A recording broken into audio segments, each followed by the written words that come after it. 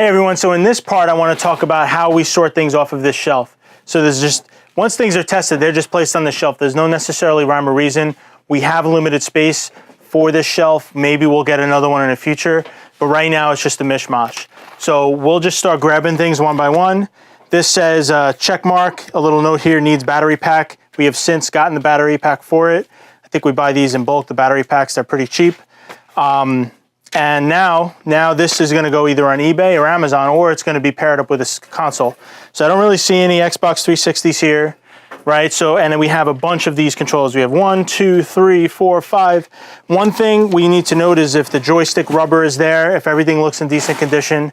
And then we need to compare the prices, right? So sometimes it's beneficial, or you'll get more money out of something if you sell it on Amazon. Some things you'll get more money if you sell it on eBay. So for instance, this controller is an Xbox controller. I think it's just a wireless one, yeah. This is an official Xbox controller wireless, right? So there are different colors that this may come in, different special editions and things like that. And we're not talking about that. We're just talking about the regular one.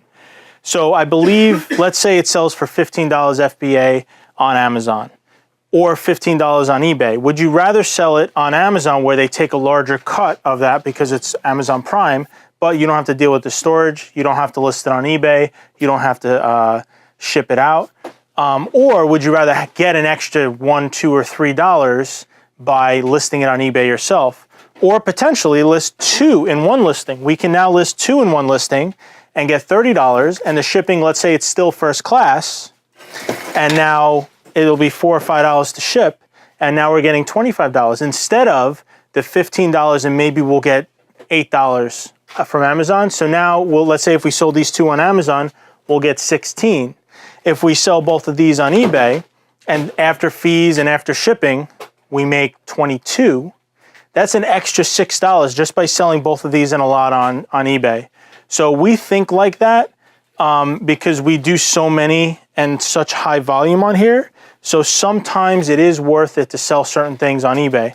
Also, for instance, if the joystick rubber was missing on here, or there's some sort of defect where we don't think an Amazon customer without a picture would be happy with the product, even if it's in acceptable condition, we're going to list that on eBay. Another thing is, if a board game is missing something, it has 2 die with 1 wood, 1 regular, needs 2 wooden dice, otherwise complete. So, okay, so this is Parcheesi. If this is complete, we would get 30 or 40 bucks for it. So we would be like, okay, do the parts to this sell? Is there some way we can get these wooden dice, or are we just gonna donate it? So we think about that for all of these. And sometimes, like, I get these Parcheesis a lot. Sometimes it's worth it to just hang on to this and hold it for later. And sometimes, like something like Zufari, I've maybe gotten this one time before. So it's missing 1 player piece. So it's like, okay, what do the player pieces look like? If it's some intricate kind of a thing, then we may just donate it, or maybe try and sell the parts.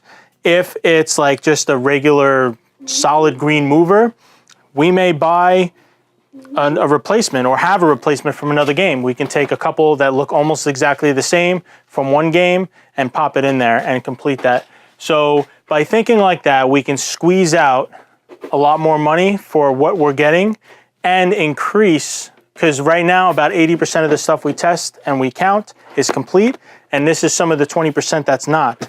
And so by working with that 20%, and because we have it here and we know if it's complete, it's worth money. So figuring out a way to get that maximum dollar out of it is always a good thing to think about. And we've done that a lot, and sometimes we'll do some creative things.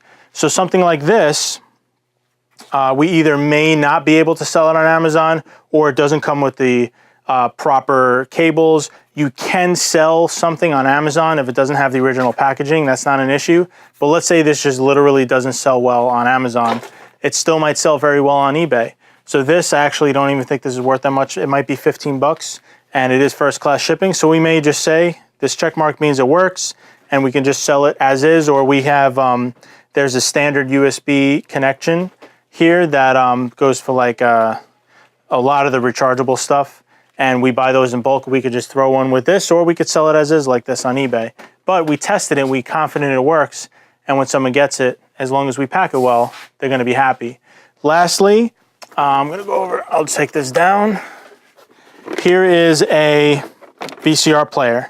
The remote has some this is actually sticker residue. We can actually get that off.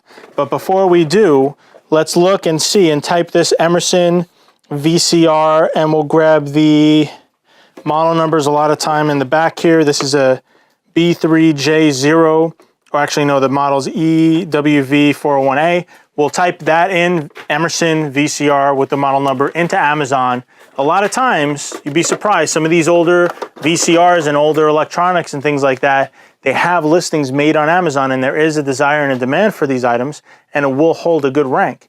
And if that is the case, all you need is what it originally came with. So look at the listing, read the bullet points, read what it came with. Does it come with AV cables? Does it come with the remote? A lot of times these VCRs, they have remotes. You have to sell it with the remote.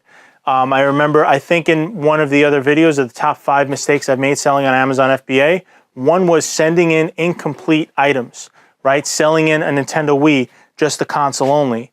On the listing, that is supposed to be complete. And in the notes saying this is a replacement console only, you are not allowed to do that. I've done that and you can get away with it. And I did get away with it for 2 years, but I didn't know for sure and I didn't look into it. And that is my fault. And so one person complained 2 years later after we made a lot of money, and Amazon emailed me, and I didn't get suspended, but I was very, very close to it. And I had to give them a game plan and an action plan in order to fix that all up. So I had to return everything.